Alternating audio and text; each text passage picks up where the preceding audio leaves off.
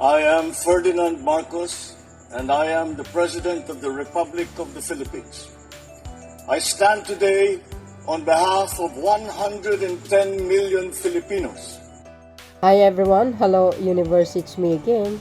Shout out sa inyo mga kababayan, hello sa mga Marcos loyalists and supporters sa yan, Pilipino sa OFW. Mga kababayan, no? Ito si dating Pangulong Digong. Di ba nagrally sila sa Cebu? Alam nyo ba kung anong topic? Di ba si Pangulong Marcos Jr. ang pamahalaan? Nandoon po yung diktador, yung martial law, lahat. Grabe yung paninira. Wala na ibang topic kundi si Pangulong Marcos Jr. Sobrang pang-alipusta nila sa Pangulo, mga kababayan. At kasama na rin po yung sinasabi ni Digong na nagbinta daw si Pangulong Marcos Jr. ng ginto. Utos daw niya. Pero yung ganon, na alam nyo guys, lagi kong sinasabi, ito si dating Pangulong Duterte, kung makapagsalita, akala mo malinis. 'Di ba? Lahat po yung sinasabi niya, yung paninira niya kay Pangulong Marcos Jr., gawain niya po yun, mga kababayan. Ang sinabi po dito, no? Ito basahin po natin. Sabi ng PNA. Ayan, gold sales part of BSP's management strategy of country gold reserve. Oo nga naman. 'Di ba? Alam nyo guys, wala pong kinalaman si Pangulong Marcos Jr. kung magbibinta po ang BSP ng ginto, lalo na pag mataas po ang bintahan sa internasyonal. Maganda naman po talaga 'yun. 'Di ba? Pagkakataon na po 'yun, mataas no? Ang bintahan doon. So dahil dito mga bes, yung paratang ni Digong kay Pangulong Marcos Jr. na nagbenta daw ng ginto, wala pong katotohanan. Kaya nga nirisbakan siya ng Malacanang, 'di ba? Tinawag siya ng ama ng fake news o hari ng kasinungalingan. Kasi nga ang BSP ang may karapatan po diyan. No, walang pakialam ang pangulo diyan, mga bes. Part ng BSP 'yan. Ito guys, itong ginawa ni Digong kasi mind condition po yan sa mamamayang Pilipino para lalong ididiin si Pangulong Marcos Jr. na lalong nang sa ganun magagalit ang taong bayan sa kanya. Alam nyo, lumang tugtugin na po yun. Hindi nakakatigan kasi dekada na sinisiraan ng mga Marcoses, pero hindi nila napapakulong itong kahit isa sa mga Marcoses guys wala no, hindi sila nagtatagumpay. Sila ang napapahiya, no? Sabi po dito guys, no? Manila, sabi niya, the Bangko Sentral ng Pilipinas said the sale of gold during the first half of the year was part of its active management strategy of the country gold reserve. Yan pakinggan nyo ito. At sinagot na po yan ni USEC Secretary USEC Castro. The BSP took advantage of the higher prices of gold in the market. You see? And the generated additional income without compromising the primary objectives for holding gold, which are insurance and safety, the BSP said in the statement late Tuesday. You see, alam nyo guys, no, itong mga deals na ito, kung masyado kayong magreklamo, yung mga pagbibintang nyo, why not hindi kayo magsampa ng kaso sa korte? Sampa nyo ng kaso yung BSP, bakit nagbinta ng ginto? Subukan nyo magsampa. Baka mabaliktad pa kayo. 'Di ba? Tira sila ng tira pero puro palyado naman yung mga tira nila, mga bes. Yan online aggregator, best broker. Yan best broker. Earlier reported that the BSP sold. Sold ilan? 24.95 tons of gold in the first half of the year. Yan lahat yan binibintang kay Pangulong Marcos Jr. kay sa utos niya daw, kay nagbibinta siya. Bakit pakialaman ni Pangulong Marcos Jr. yan? Wala na siyang pakialam dyan guys. Sinabi ni Yusek Clear yan. Ngayon, tuloy, gold reserve form part of the country gross international reserve. You see? Ito talaga si dating Pangulong Duterte, alam nyo? Talagang hari talaga ng kasinungalingan, sa totoo lang. Walang ibang nanggugulo sa bansang Pilipinas, walang iba kundi si Digong. Nagmamalinis, mga kababayan. Nakita nyo yung isang video ko na sinasabi dyan, the most corrupt of the year 2017. Walang iba kundi ang Pangulo ng Pilipinas na si Rodrigo Duterte. Oh, you see? Tingnan nyo. Ang linis niya, no? Tuloy. International reserves technically referred to a GIR are foreign assets of the BSP held mostly as investment in foreign issued securities, monetary gold, and foreign exchange. Tuloy. Amid the gold sales, the country GIR has remained robust with the end of August 2024 figure rising to 107.9 billion US dollars na yan from 103.8 billion as of end of December 2023, the central bank said. Ito mga ito, lahat yan kay binibintang ni Digong kay Pangulong Marcos Jr. Siya daw may pakana. Pero guys, hindi niya nakikita yung sarili niya na mas malaki ang bininta niya kamo na ginto.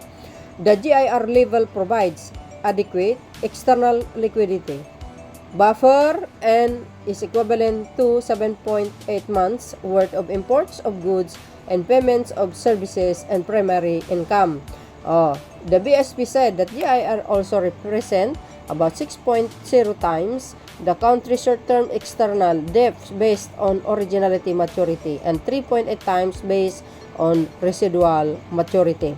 By the standard, GIR is viewed to be the adequate if it can finance at least 3 months worth of the country's imports of goods and payments of services and primary income.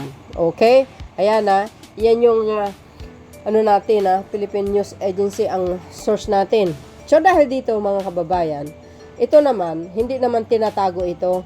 Ito naman guys, in-announce ng BSP itong pagbinta nila ng ginto. Yan, walang kinalaman ang Pangulong Marcos Jr. Taliwas doon sa sinabi ni Digong na pinagbibintangan ang Pangulo na nagbinta ng gold reserve. Nako, mga kababayan. Pero katulad po ng sinasabi ko, si dating Pangulong Digong, kung makapagsalita, akala mo malinis. Kasi guys, gawain niya. Bakit kanyo? Ito, basahin ko. Ito, mas malala ito eh. So, alam nyo ba, during Duterte administration, kung ilang ginto ang naibinta niya, nako, mga bes, mas mataas pa kamo. O, di ba? Sabi ko sa inyo eh, magaling siya mamintang, pero gawain niya. O, di ba? Gawain niya po 'yan. Ang tanong, itong ginto na bininta ng Duterte administration, nagbinta pala ng ginto, bakit ang laki ng utang ng Pilipinas? 7.2 trillion. Tapos nagbinta pa siya ng ginto. Ito, sabi po dito sa isang post, ni-research ko talaga ito eh. Ni-research ko. Ito, may nakita ako dito guys. Sabi dito, ayan sabi ni Bob D. Bukubuk, Duterte sold gold more than 2 times. Di ka naloka, mga bes. Ano ngayon? Di supalpal na naman siya ngayon dito. Kung makapagsalita, akala mo malinis. Di ba? So, dahil dito, basahin po natin. Ayan, Duterte sold gold more than 2 times. Anak ng kwago. Kawawang Pilipinas. Tapos ang lakas loob pa bumalik sa pwesto. Tapos gusto niya pa upuin yung anak niya. Ay! Nako, mga inday, mga indoy. Huwag natin hayaan na makabalik itong mga ito. Delikadong Pilipinas dito. Masimutang ginto dito, guys.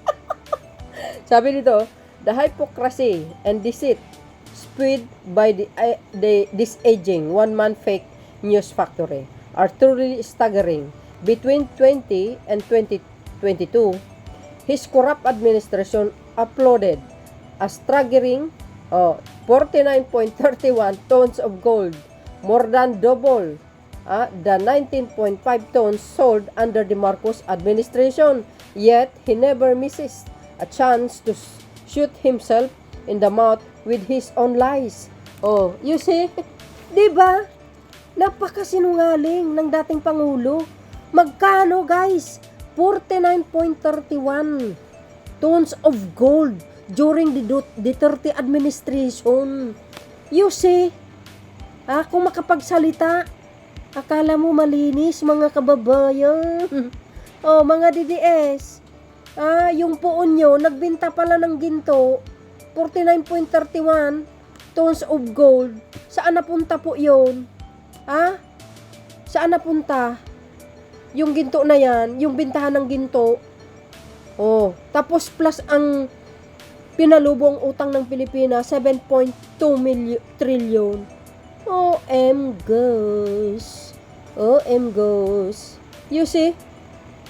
Alam na alam ni Digong yan, guys.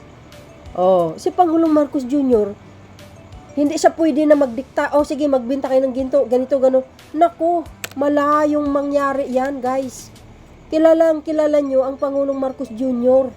na ayaw niya madungisan ng kanyang apelyido. Lalo na, mga kababayan. Marcos ang dinala niya. Hindi pwede po yan. Naging maingat ang Pangulo. Ito si Digong, ito dating Pangulong Digong, bara-bara ang pamumuno niya, palpak. You see, malinaw yan, mga kababayan. Malinaw na malinaw. Na, magkano? 49.31 tons of gold ang bininta ng during Duterte administration. What the heck? Ayan, debunk Duterte one fake news story factory. Napakasinungaling talaga itong dating Pangulong dito. Sasabihin nyo, joke na naman. Sasabihin naman ng mga alipuras, pagpasensyahan nyo, biro niya naman lang yun eh. Hanggang kailan ng biro ng ganyan? Tingnan nyo man, mga kababayan. Ayan, kaloka. Ayan. Duterte sold 49.31 tons of gold. Ayan, in 2020, 2021, and 2022. Oh my goodness. Patapos na ng termino, guys. Binanata ng magbenta ng ginto. Ayan, former President Rody Duterte sold 49.31 tons of gold during his administration, which shows significant sales or reduction in the gold reserve at various points as represented by the sharp downward movement in the graph. Agay! 49.31 tons of gold is higher than 19.5 tons of gold of Marcos administration. Di ba? Mas malaki. More than 2 times nga, sabi ni sino ba ito? Ito si Bob. Di ba, guys? Ano po ang kapalagay nyo dito? Sa mga banat ni Digong, yung palagawain niya. Alam nyo, palagay ko na sobrahan dito sa sa Meridian, tsaka sa Pinta. Hindi niya alam yung pinagsasabi niya. Feeling niya malinis siya. Di kayo naloka. Kita nyo yan? Sino ngayon ang totoong corrupt? Diba? Yan si Digong. Corrupt of the year 2017. Yan ang sabi ng International Organized Crime Corruption Organization ba yun? You see? Ang galing mamintang. Yung pala gawain niya. Naloko na, mga kababayan. Shout out sa mga DDS. Ano po ang kapalagayan nyo? Sabihin nyo na naman, fake. I-research nyo para makita nyo kung gaano kasinungaling yung poon nyo. Diba, guys? Ito yung sinabi ni Atty. Claire, Okay. This is a statement of BSP. The country's gross international reserves, or GIR, including gold, are held and managed solely by the BSP for the foreign exchange requirements of the country. When BSP sells gold, the proceeds revert to and stay within the GIR. Last year, GIR rose to $106.3 billion from $103.8 in 2023.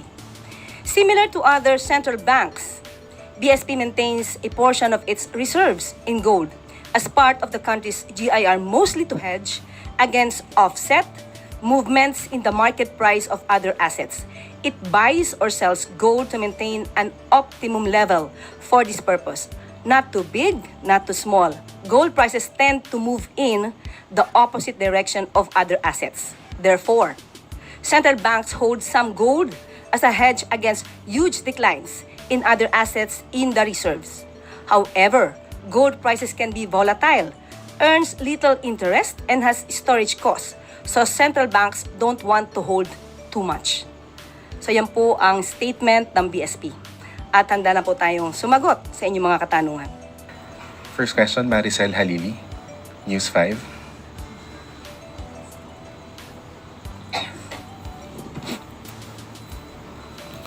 Ma'am, so just a clarification. So ibig sabihin, hands off si Presidente doon sa gold reserves kasi PRRD mentioned or is accusing the Marcos family of stealing and selling the country's gold. Just so it's clear. Okay. Hindi pa to campaign joke ulit ni dating Pangulong Duterte? Hindi ba tayo nasanay dun sa jet ski promise niya?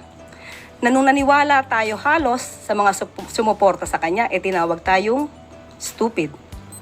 So pag naniwala ba tayo ulit sa sinasabi niyang ito, baka mapagkamalan niya tayo ulit at tawagin tayong stupid. But anyway, we will take this seriously. Para naman hindi magkaroon ng fake news, lalo na doon sa mga taong nakikinig sa kanya at maaaring naniniwala pa. Itong issue na to, October 2024, nasagot na ito. Ang nagtataka lang ako, bakit paulit-ulit na binibring up ni dating Pangulong Duterte?